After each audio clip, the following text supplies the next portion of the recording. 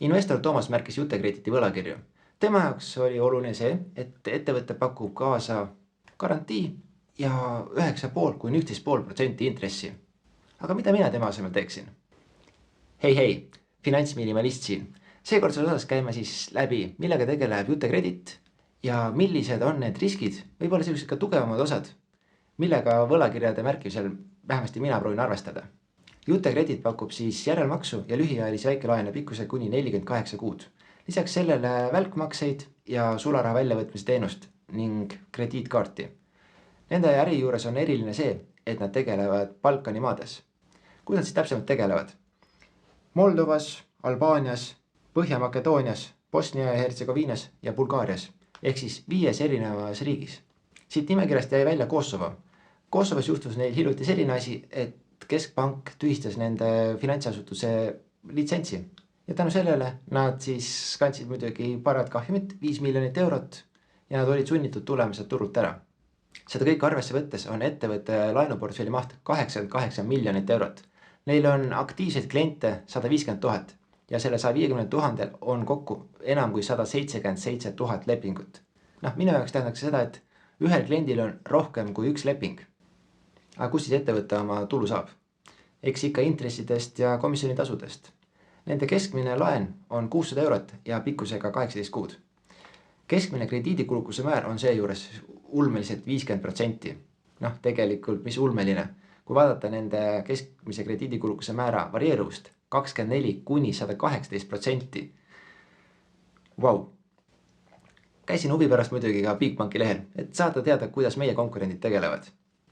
Ja üllatus, 600 eurot 18 kuuks ja krediidikulukuse määr oli kõigest 34%. Ettevõtte seisukohalt ma ütleksin, et see 50% krediidikulukuse määra, see toodab neile päris korralikult igakuist tulu. Aga samas vaata edasi, sellepärast, et ega kõik ei ole ju laenuäris nii lihtne. Turgudel, kus Jutekredit tegeleb, on väga lihtne seadusandlus. 5 riigist 3 on täiesti vaba, tee mis tahad. Põhja-Makedoonias ja Bulgaarias on ainsad 2 kohta, kus on näiteks krediidikulukuse määr piiratud. Bulgaarias on see 41% ja Põhja-Makedoonias 47,5%.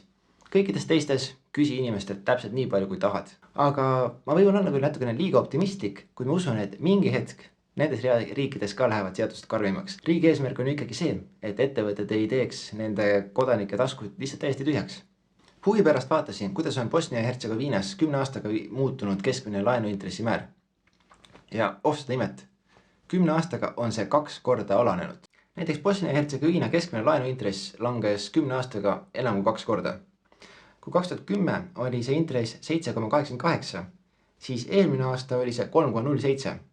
See on tarbija jaoks sisuliselt 2 korda väiksemaid intressimakseid. Ehk minu jaoks kõlab siit läbi see, et intressimäärad võivad veelgi langeda. Ja tänu sellele ettevõtte teenitav tulu intressidelt ka kukkuda. See 10% ilmselt ei kuku, aga kui ta peaks sinna lähedale jõudma, ma usun, et selleks ajaks mõtleb midagi välja ja täiendavad tasud või mingisugused siuksed alternatiivsed kulud lisanduvad laenudele, et ettevõte saaks ikkagi oma tulu kätte. Mis on ettevõtte suur konkurentsieelis? IT-lahendused. Nad vähemasti ise ütlevad niimoodi, et võrreldes konkurentidega on nende laenutaotluste läbivaatamine automatiseeritud ja kiire. Mitte ei pea keegi vaatama seal paberil, näe, tema soovib 25 eurot saada 5 aastaks.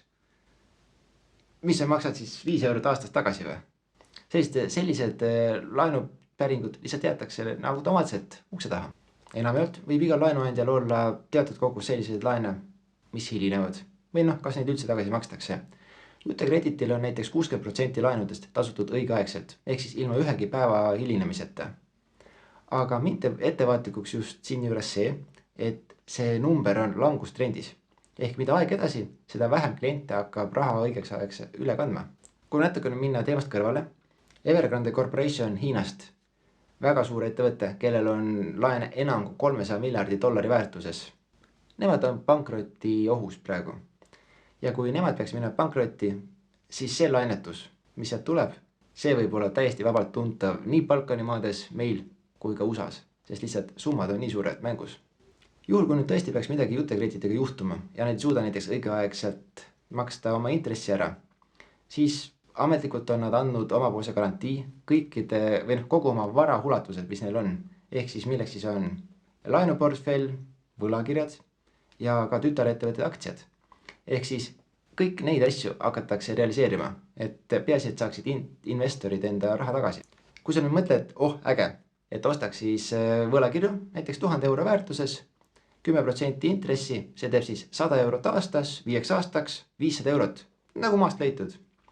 Tegelikult on siin väike risk veel. Nimelt ettevõte võib iga hetk osta oma võlakirjad turult tagasi.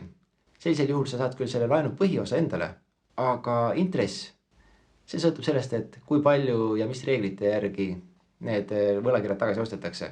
Aga tõenäoliselt sa ei saa seda kogu 500 eurot, mida sa planeerisid. Vaid näiteks kui ostetakse poole aja pealt tagasi, pärast 2,5 aastat, siis sa saad tõenäoliselt 250 eurot ainult.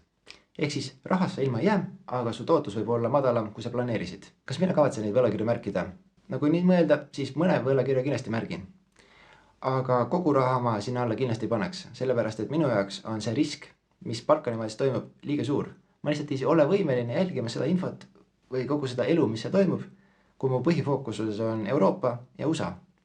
Ehk siis see info, mis seal toimub, see võib lihtsalt minuni jõuda nii suure hilinemisega, et ma jäin juba rongist maha. Aga kui sa otsustad tõesti, et sinu jaoks on tegemist õige investeeringuga, mis sulle meeldib ja sinu arvates on turvaline, kindlasti loe nende prospekti ka. Sellepärast, et seal oli konkreetselt välja toodud veel täiendavad riskid, mida me siin videos ei käsitlenud. Aga mis siis muutku järgmise korrani?